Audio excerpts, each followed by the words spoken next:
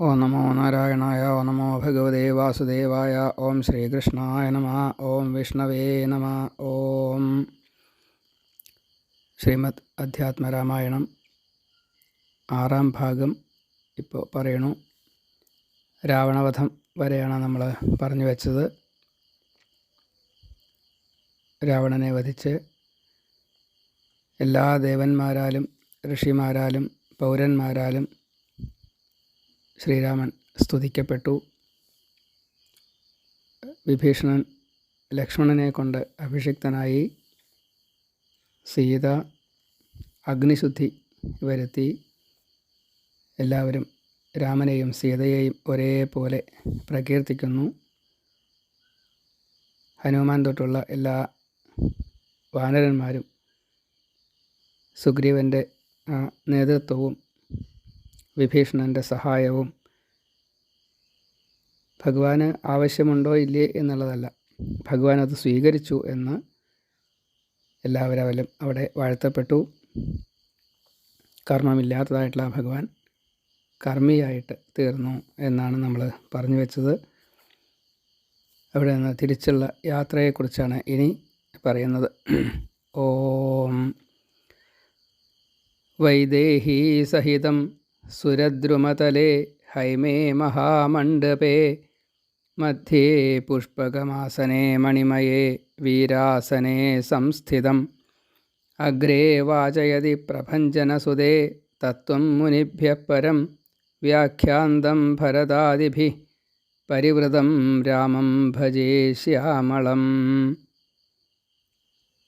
വാമേ ഭൂമിസുതാ പുരസ്തു ഹനുമാൻ പശ്ചാൽ സുമിത്രാസുതാ ശത്രുഘ്നോ ഭരതശ്ച പാർശ്വദളയോർവായുവാദികോണേഷു ച സുഗ്രീവശ്ച വിഭീഷണശ്ച യുവരാട് താരാസുതോ ജാംബവാൻ മധ്യേ നീലസരോജകോമളരുചിം രാമം ഭജേ ശ്യാമളം.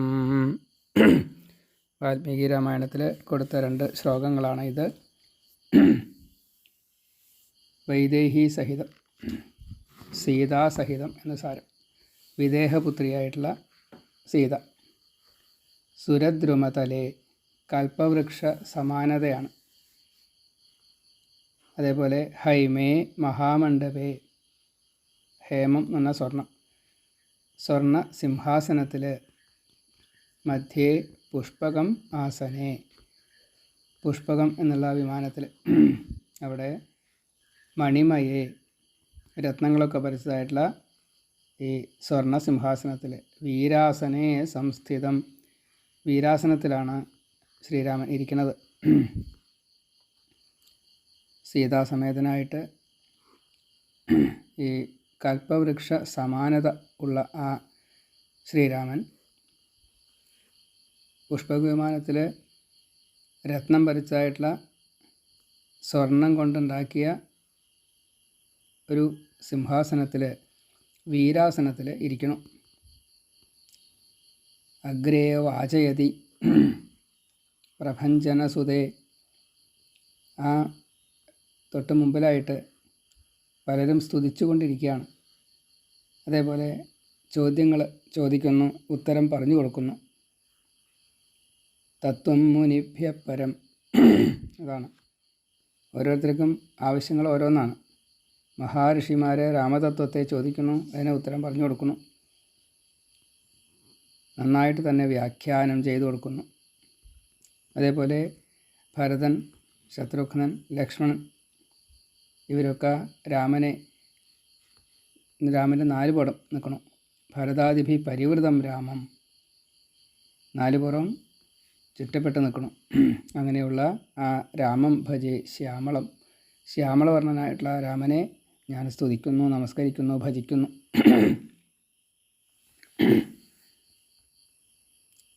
ഇടതുഭാഗത്ത് ഈ ഭൂമിസുത, വാമേ ഭൂമിസുത, മുമ്പിൽ ഹനുമാൻ, പുരസ്തു ഹനുമാൻ, പശ്ചാത്ത സുമിത്രാസുത, അതിനുശേഷം ലക്ഷ്മണൻ, ശത്രുഘ്നൻ, ഭരതൻ.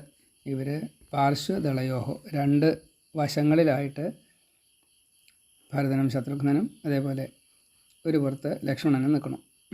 അവിടെ ഹനുമാനുമുണ്ട്. അവർ വായുകോണിലാണ് നിൽക്കുന്നത്, ഈ ഭരതനും ശത്രുഘ്നനും.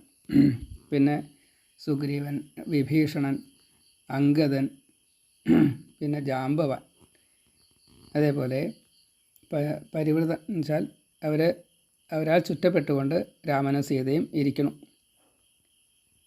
മധ്യേ നീല സരോജ കോമള രുചിം, അവിടെ സിംഹാസനത്തിൽ നടുക്കിൽ താമരക്കണ്ണനായിട്ടുള്ള, താമരമുഖനായിട്ടുള്ള, താമരക്കാലുകളുള്ള, താമര കണ്ണുകളുള്ള, എല്ലാ അർത്ഥത്തിലും അതീവ സുന്ദരൻ എന്ന സാരം. അങ്ങനെയുള്ള രാമം ഭജേ ശ്യാമളം, ആ ശ്രീരാമനെ ഞാൻ ഭജിക്കുന്നു.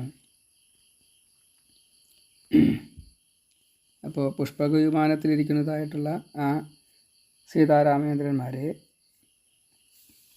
ഭരതൻ കാണുന്നതായിട്ടുള്ള രീതിയിലും, അതേപോലെ മുനികളെല്ലാം ഈ സംശയങ്ങളെ തീർത്തു കൊടുക്കുന്നതായിട്ടുള്ള രീതിയിൽ രാമൻ അനുഗ്രഹിക്കുന്നു എന്ന രീതിയിൽ,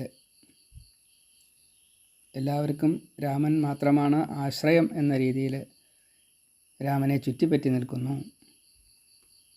പട്ടാഭിഷിക്തനായിട്ടുള്ള ശേഷം ഭരതനും ശത്രുഘ്നനും കൂടി ചേർന്നുകൊണ്ട്, പിന്നെ രാവണവധത്തിന് സഹായിച്ചവരെല്ലാവരും കൂടി ചേർന്നുകൊണ്ട് ഈ ലോകങ്ങളുടെ മുഴുവൻ ഓരോന്നിൻ്റെയും അധിപസ്ഥാനത്തുള്ള, ഇപ്പോൾ വാനരന്മാരുടെ അണിച്ച സുഗ്രീവൻ, രാക്ഷസന്മാരുടെ അണിച്ച വിഭീഷണൻ, ദേവന്മാർക്ക് അതേപോലെ മനുഷ്യർക്കൊക്കെ ശ്രീരാമൻ, ഇങ്ങനെ ഓരോരുത്തരും അവരവരുടേതായിട്ടുള്ള രീതിയിൽ നാഥന്മാരാണ്, ആ ഗണങ്ങൾക്ക് നാഥന്മാരാണ്.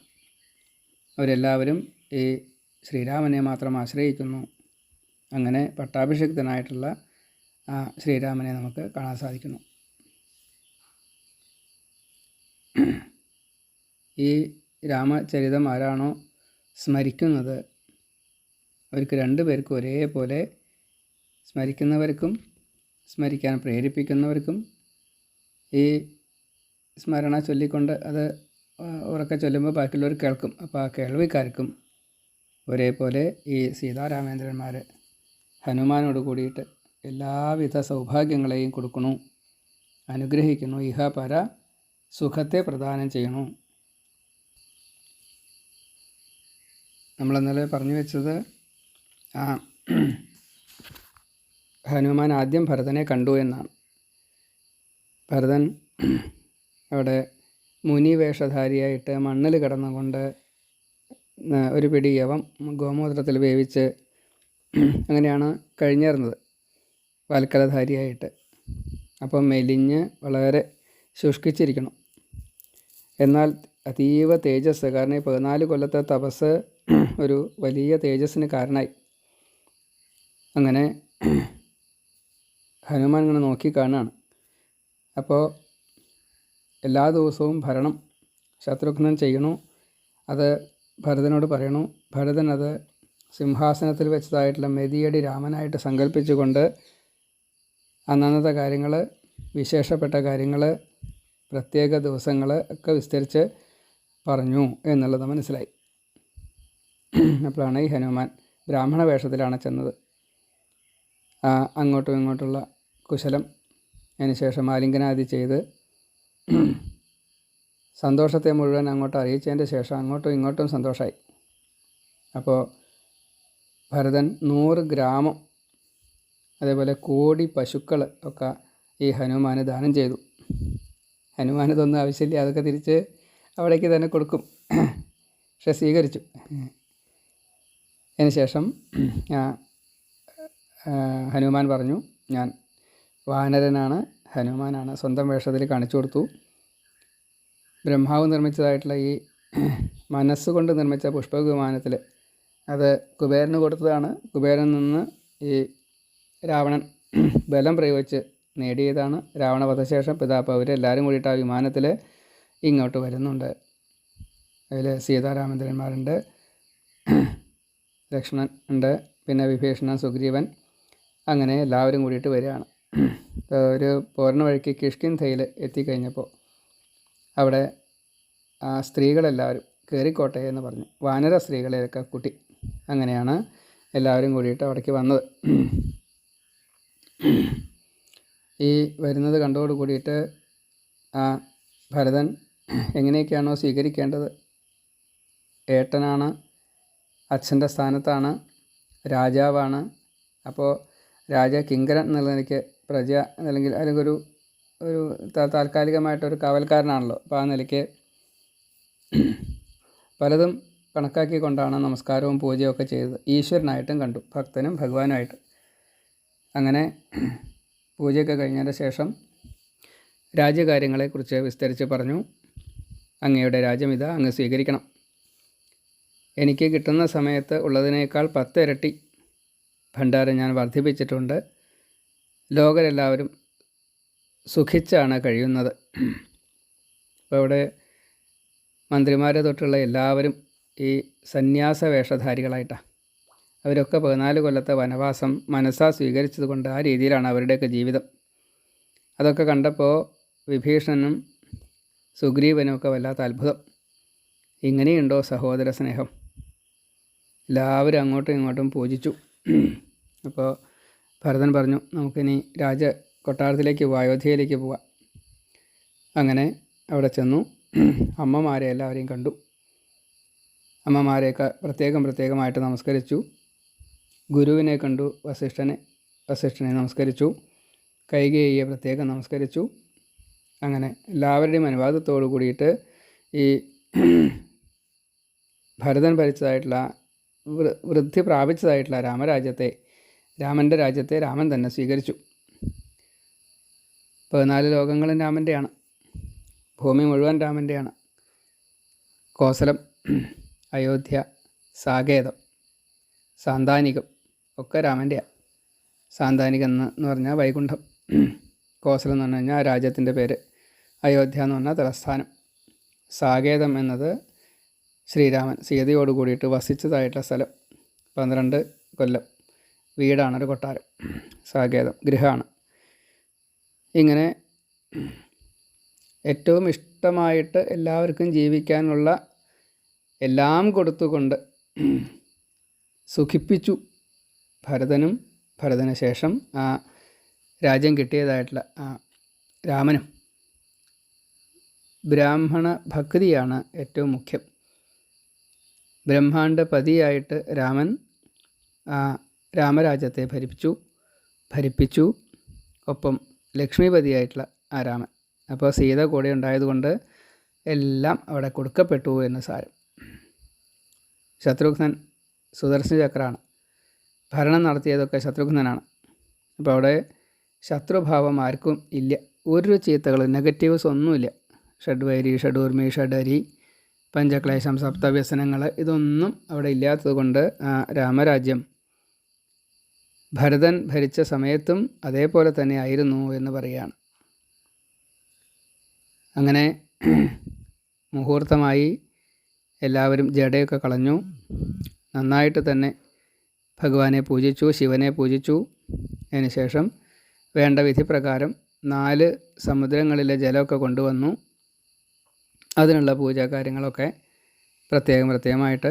അതേപോലെ തന്നെ ഈ സ്തുതികളെല്ലാം കേട്ടു, വേദമന്ത്രാദികൾ, അതേപോലെ പ്രത്യേകമായിട്ടുള്ള ആഭരണങ്ങൾ, ഈ സ്ത്രീകൾക്ക് പ്രത്യേകം, വാനരന്മാർക്ക് പ്രത്യേകം, പൗരന്മാർക്ക് പ്രത്യേകം, അതേപോലെ രാജകുമാരന്മാർക്ക് പ്രത്യേകം, മന്ത്രിമാർക്ക്, അങ്ങനെയില്ല, എല്ലാവർക്കും വേണ്ടതൊക്കെ ഭരതനാൽ അവിടെ കൊണ്ടുവരപ്പെട്ടു. വസിഷ്ഠൻ വിധിച്ചു, 4 സമുദ്രങ്ങളിലെ ജലം കൊണ്ടുവരൂ. ഇപ്പോൾ ബ്രഹ്മാവിൻ്റെ അംശമായിട്ടുള്ള ജാമ്പവാൻ ഒരു സ്ഥലത്തുനിന്ന് സമുദ്രജലം കൊണ്ടുവന്നു.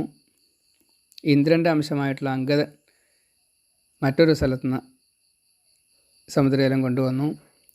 വരുണൻ, സുഷേണൻ ദേവവൈദ്യനും കൂടിയാണ്, ഈ വാനരന്മാരുടെ വൈദ്യനാണ് സുഷേണൻ. അദ്ദേഹം ഒരു സ്ഥലത്തുനിന്ന് വെള്ളം കൊണ്ടുവന്നു.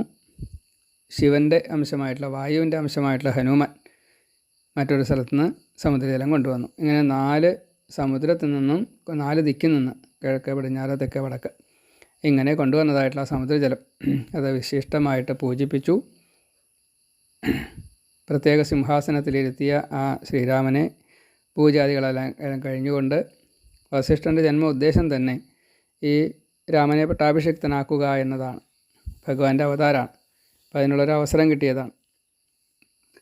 അപ്പോൾ അവിടെ മറ്റുള്ള മഹർഷിമാരൊക്കെ വാമദേവൻ, ജാബാലി, ഗൗതമൻ, വാൽമീകി ഒക്കെ പ്രത്യേകം വിഭാഗത്തിൽപ്പെട്ട ഗണനാഥന്മാരാണ്. ജാബാലി നാസ്തികന്മാരിൽ ഏറ്റവും ഉന്നതമായിട്ടുള്ള സ്ഥാനം. വാമദേവൻ ശൈവന്മാരിൽ ഏറ്റവും ഉന്നതമായിട്ടുള്ള സ്ഥാനം. ഗൗതമൻ പഠനം കൊണ്ട്, സമർപ്പണം കൊണ്ട്, ഭക്തി കൊണ്ട് ഏറ്റവും ഉന്നതമായിട്ടുള്ള സ്ഥാനം.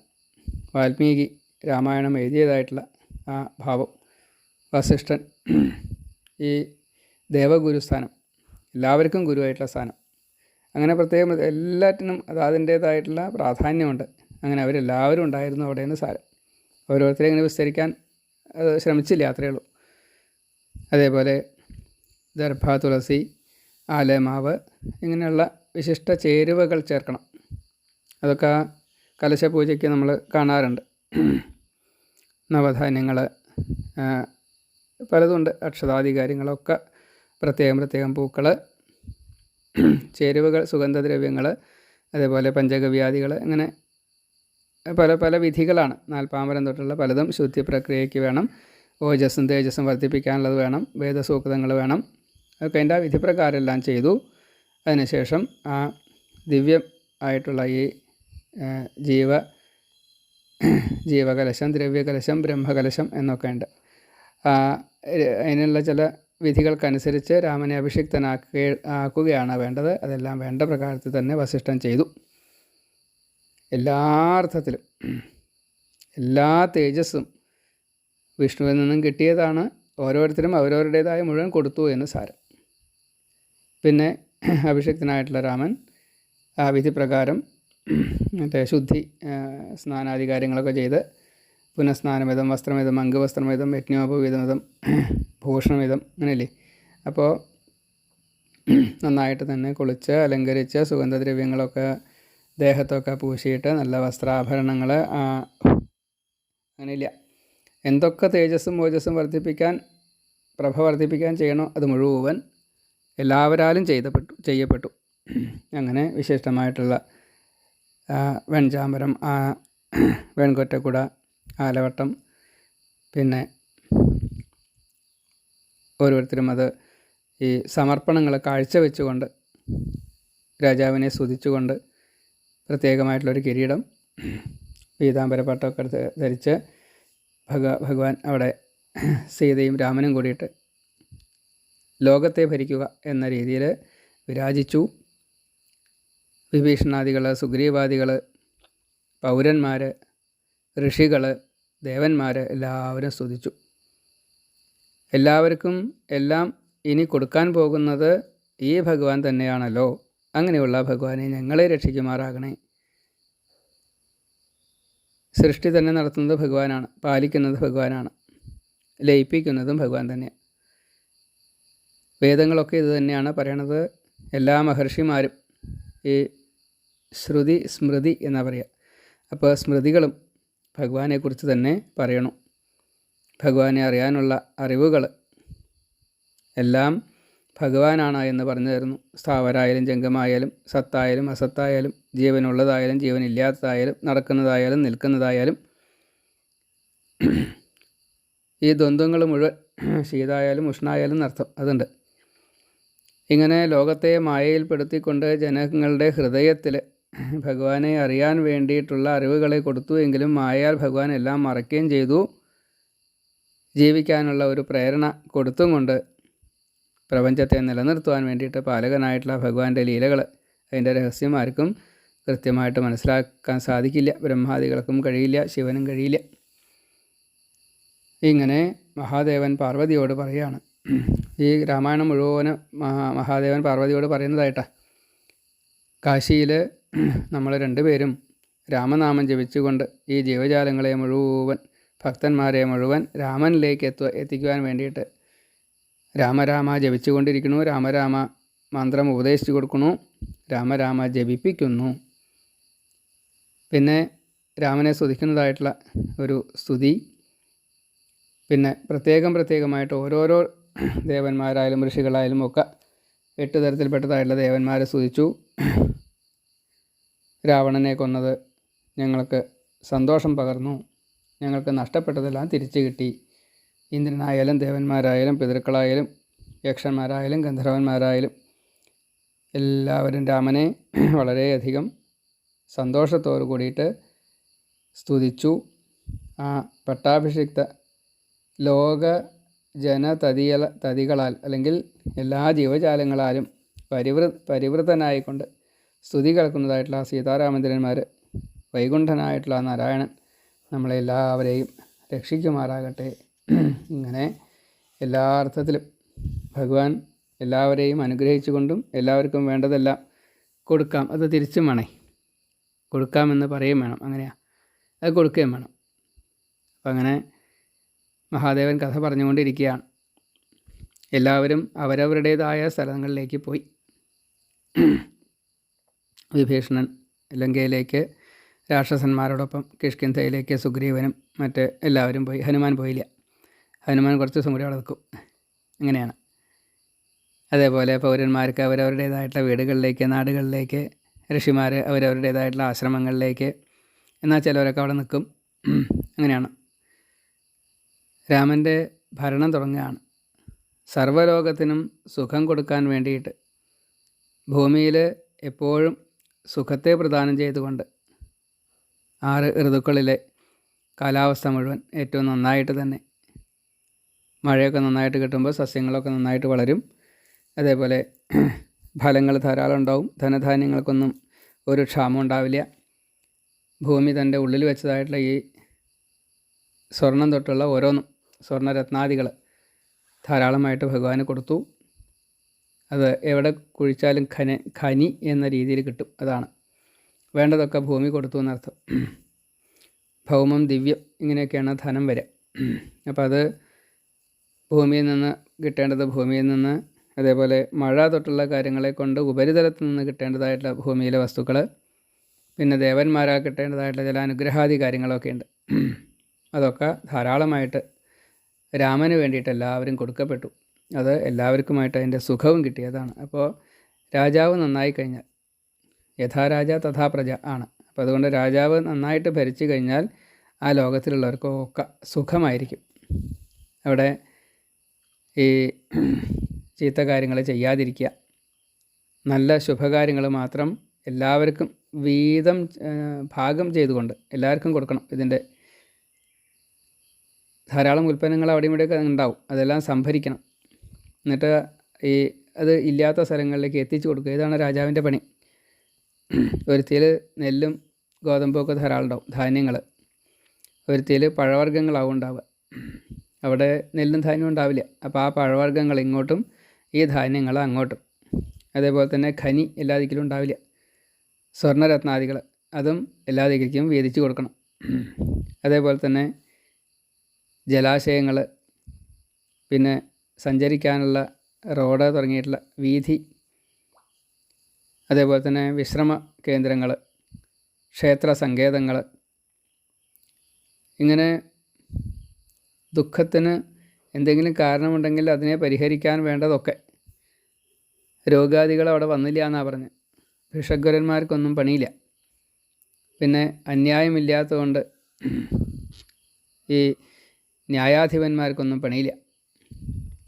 കുറ്റകൃത്യങ്ങളൊന്നും ഇല്ലാത്തതുകൊണ്ട് സൈന്യങ്ങൾക്കൊന്നും പണിയില്ല, സേനകൾക്ക്. അപ്പോൾ ഈ ഭടന്മാർക്ക്, സേവകർക്ക്, അവർക്ക് ഒരു കുറ്റവാളിയെ കൊണ്ടുവരണ്ട. കാരണം കുറ്റാരും ചെയ്യണില്ല. അങ്ങനെയാണ്. ആഹാരത്തിന് മുട്ടില്ല. അത് കാരണം ആർക്കും ദീനതയില്ല. എല്ലാവരും പണിയെടുത്തു. അത് കാരണം ശരീരത്തിനും മനസ്സിനും സുഖം. സമ്പാദ്യം കൂടുതലുള്ളതൊക്കെ രാജാവിന് കൊടുത്തു. അപ്പോൾ വൈരാഗ്യത്തോട് കൂടിയിട്ടാണ്. അപ്പോൾ മനസ്സിന് സുഖമായി, സ്വസ്ഥത കിട്ടി.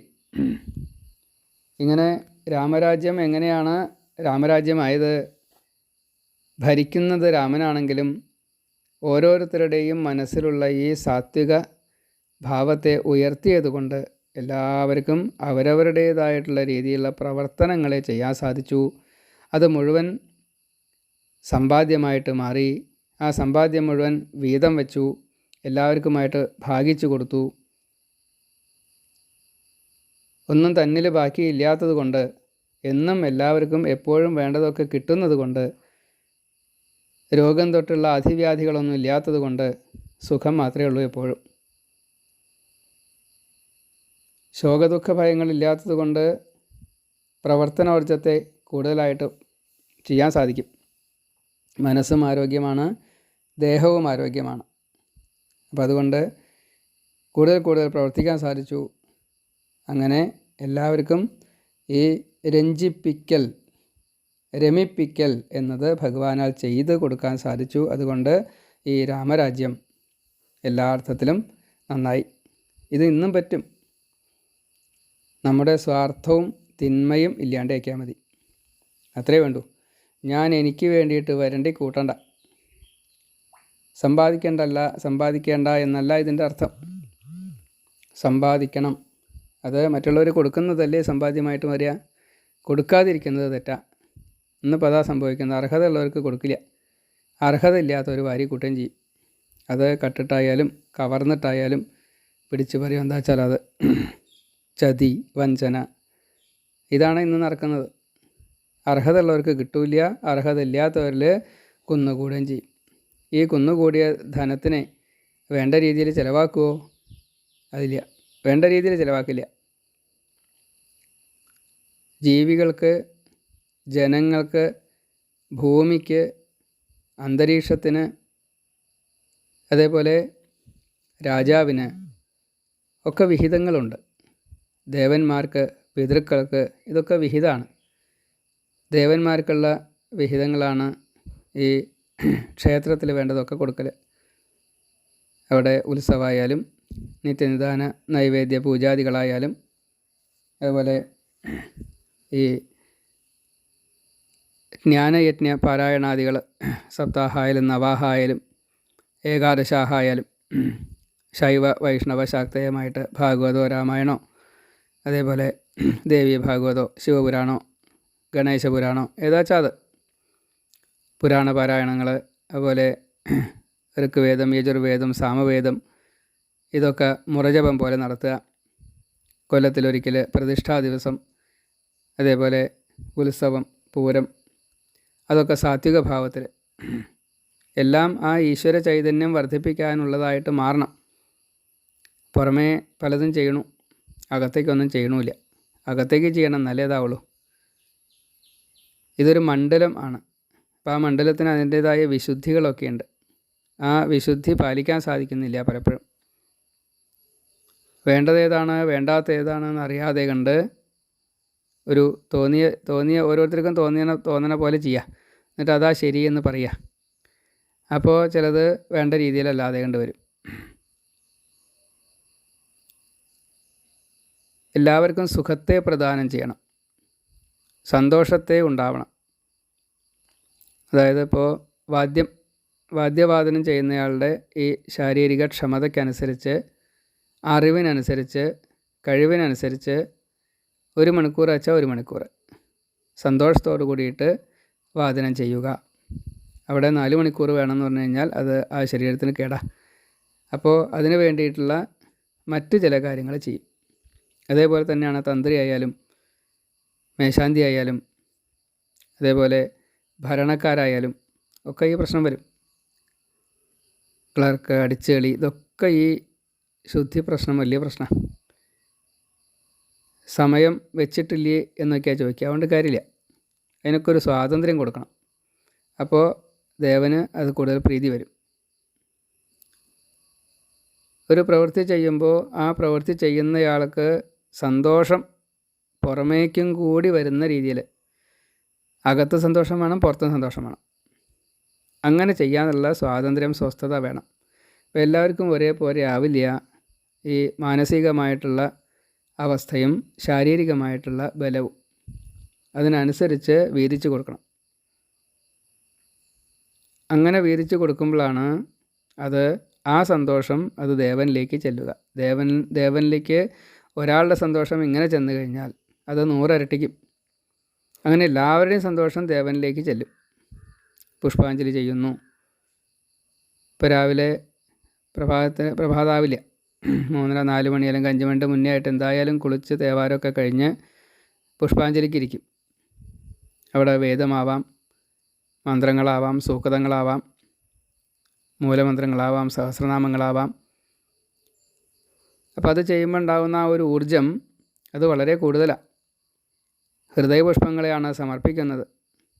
അതുകൊണ്ടുണ്ടാകുന്ന ആ ഒരു വലിയ നേട്ടം അത് ഭഗവാന്റെ ഈ ശക്തികളെ മുഴുവൻ പുഷ്ടിപ്പെടുത്തുകയാണ്. അത് 100 ഇരട്ടിച്ച് തിരിച്ച് എല്ലാവർക്കുമായിട്ട് കൊടുക്കപ്പെടും. ഇങ്ങനെ ഒരു നയം അല്ലെങ്കിൽ ശിവനാൽ മുക്തിദീപത്തിൽ പറയപ്പെട്ടത് എല്ലാ പുരാണങ്ങളും ഉദ്ഘോഷിക്കണം. വൈദിക താന്ത്രിക ഭാവത്തിൽ അത് നടപ്പാക്കണം. അത് ബ്രാഹ്മണ ക്ഷത്രിയ വൈശ്യ ശൂദ്രർക്ക് പ്രത്യേകമാണ്. അതുതന്നെയാണ് ഈ പ്രകാരത്തിൽ വീതിക്കപ്പെട്ടത്.